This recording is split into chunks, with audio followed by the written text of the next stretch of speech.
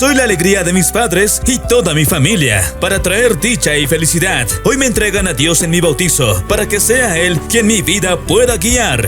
Gerson Calauma Reque, Paola Lixet Brito Moy, saludan a ustedes muy atentamente y tienen el agrado de invitarles al bautizo y corte de pelo de nuestra querida hija, Karen Sofía Calauma Brito, que se realizará el día sábado 7 de diciembre a horas 16:30 p.m. en la iglesia San Francisco de Asís, La Marina.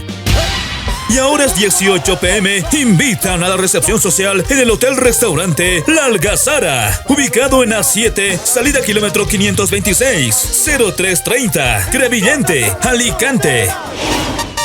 Padrinos de bautizo: Mario Calauma Mamani, Yolanda Reque González. Padrinos de corte de pelo: Juan Carlos Panoso Delgadillo, Sandra Vallejos Montero. Ameniza la fiesta Santa Laura de Granada. Ojos de fuego, boquita de rico. Cuando caminas siento yo desfallecer. Ay, ay, ay, amor. A todos los que no pudimos hacerles llegar la respectiva invitación, les pedimos mil disculpas y lo hacemos presente por este medio. Todo este evento será registrado y documentado por las cámaras de chasquieventos.com.